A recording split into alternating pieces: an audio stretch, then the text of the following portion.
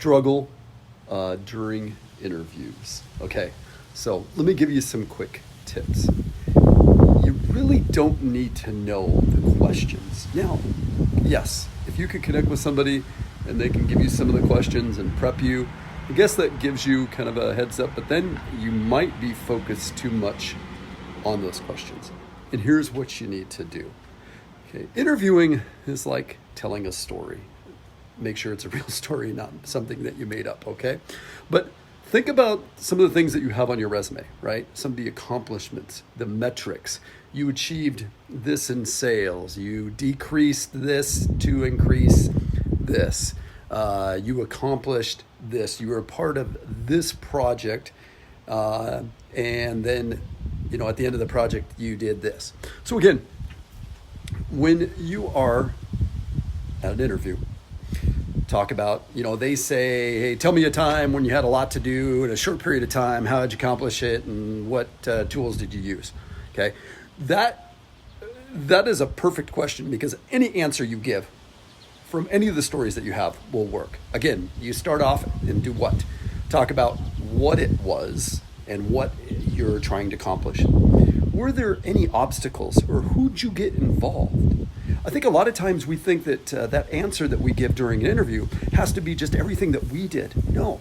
What if you realized real quick that you needed the collaboration of other people?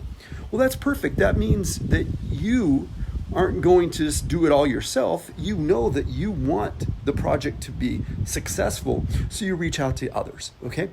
And during an interview, it's okay for you to tell a story, or again, in this case, answer a question, with maybe the project didn't end up working so well, okay? But then you can tell them about some of the things that you learned from it. So maybe the project ended, maybe it was over budget and over time, but you can talk about the obstacles that you had and what you learned from it, and what you used that knowledge later that made your next project successful. So listen, I'm going to give you another tip on interviewing. Do not drink caffeine between 24 hours before your interview. And in fact, if you can go without it, I'd say a couple days.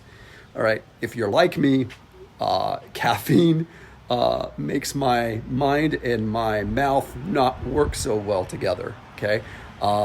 So if that's the case, again, no caffeine, at least 24 hours. And I'm not talking maybe like a little sip of coffee or something, but no, not a pot of coffee, not 5 Red Bulls or whatever. So do without that caffeine at least 24 hours. I hope that helped.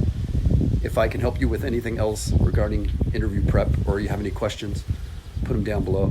I hope all of you make this week coming up your best week ever. Bye for now. Tom has an impressive resume, but struggles to get interviews. Why?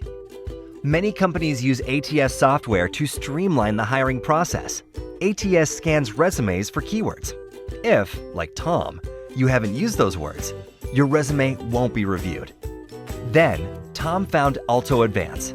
Alto Advance reviewed Tom's resume, then used ATS to scan his resume against the job description, providing Tom with a percentage match and list of missing keywords. Now, Tom applies with confidence. Contact us today